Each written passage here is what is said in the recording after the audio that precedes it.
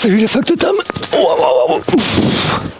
Pour combien vous taillerez cette haie alors? Parce que j'ai remarqué que sur le groupe, en fait, il y en a beaucoup qui essayent de savoir un peu au mètre linéaire, savoir ok, en fonction du nombre de mètres, de longueur, de hauteur, de largeur, quel tarif on devrait avoir. Mais vous voyez par exemple pour celle-là, ici j'ai à peu près 1m50, ici il doit y avoir à peine 90 cm, en hauteur tout est différent. Donc je vous avoue que pour moi c'est pas du tout une technique que j'aime mettre en place en fait. C'est trop compliqué. Si on commence à dire allez pour ça je vais mettre du 5 € au mètre linéaire, pour celle-ci je vais mettre du 6, pour celle-ci du 8, puis en fait dans le jardin vous en avez qui sont vachement différentes, donc vous allez commencer à calculer grosso modo les 1, 2, 3, allez cette partie là dans mon calepin je mets 3 mètres à 5 € du mètre linéaire. D'un seul coup vous avez un tuyau qui est énorme, monstrueux, super large, allez sûr je vais le mettre à 8, celui-là ça ressemblait à rien du tout votre devis. Donc après je juge pas, chacun a sa manière de faire, chacun a sa méthode, si ça marche pour vous tant mieux. Mais je trouve qu'il manque un élément super important dans ce genre de calcul, c'est vous. Parce qu'on n'a pas tous le même matériel, on n'a pas tous le même loyer, les mêmes crédits, on n'a pas tous, il y en a qui n'ont pas d'enfants, d'autres qui en ont 2, 3, 4, on n'a pas les mêmes envies, les mêmes aspirations, ça peut pas marcher. Je trouve qu'en fait c'est comme si on essayait de chercher la solution magique à un problème qui devait marcher pour tout le monde. Mais pour moi, ça ne fonctionne pas comme ça.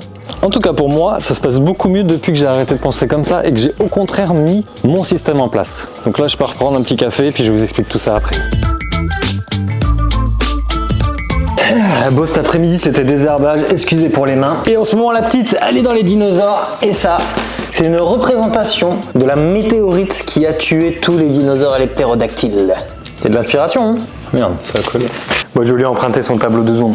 En fait, j'ai 3 tarifs. J'ai mon premier tarif, on va dire, c'est mes obligations. J'ai un deuxième tarif, c'est mes obligations plus ce qui est secondaire.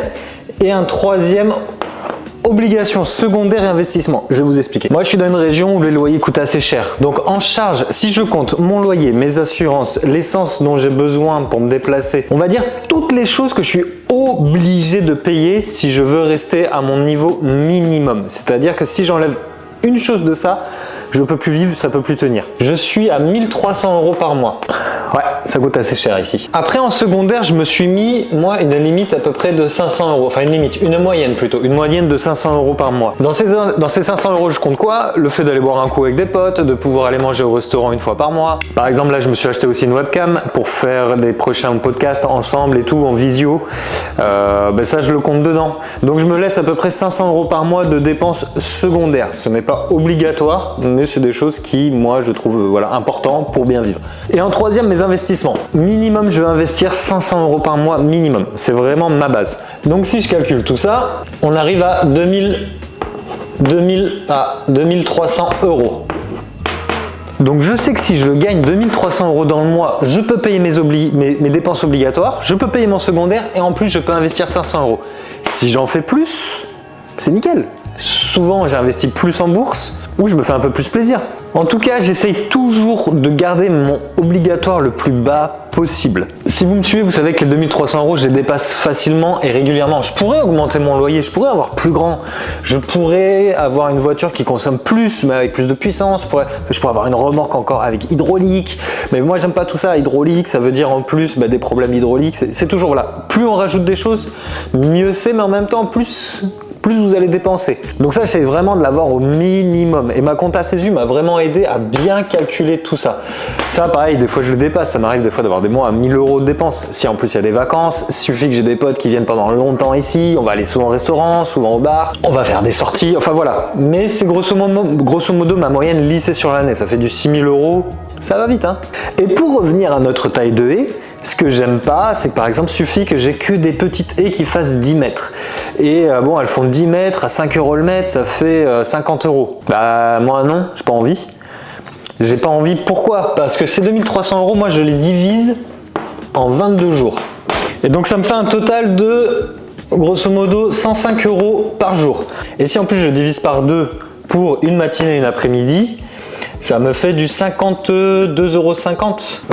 52,50 € pour la matinée et l'après-midi.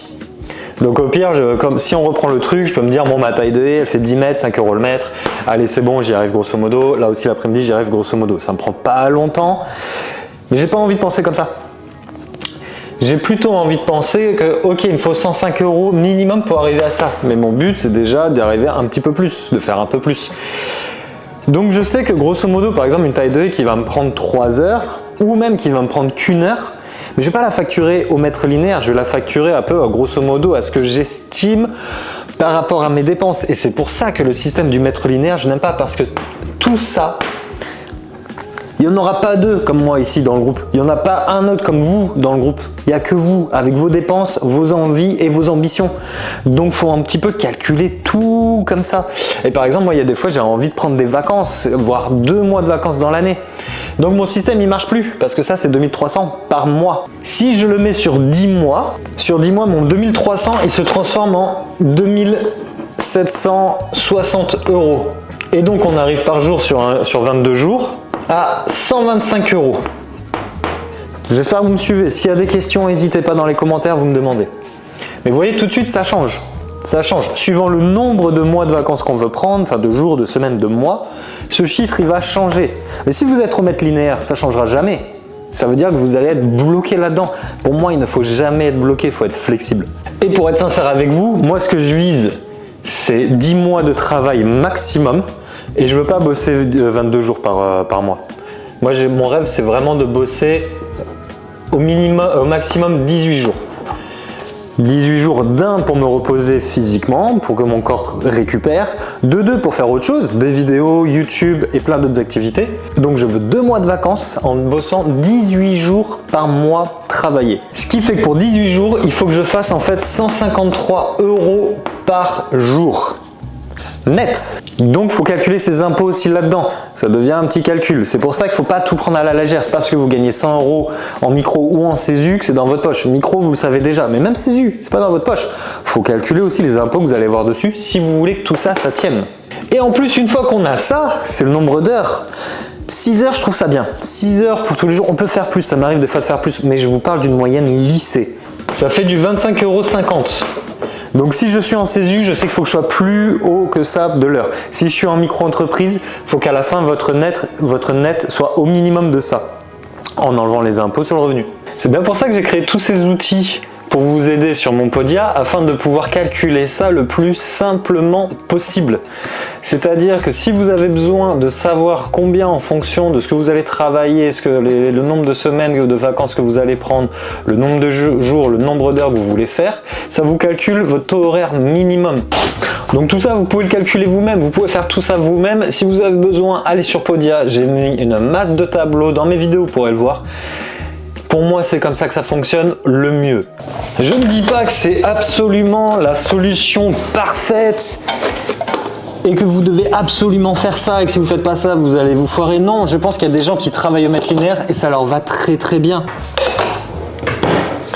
Mais moi, je préfère ça parce qu'en fait, je ne suis plus tributaire de ce mètre linéaire. C'est-à-dire que c'est moi qui choisis de A à Z, chez qui je travaille, pourquoi j'y travaille, combien je me fais facturer, parce que je sais derrière à quoi ça correspond. Et c'est surtout que ça correspond à moi, mes envies, mes ambitions, mes projets. Et c'est pour ça que je suis pas le plus grand fan quand même, personnellement, du mètre linéaire.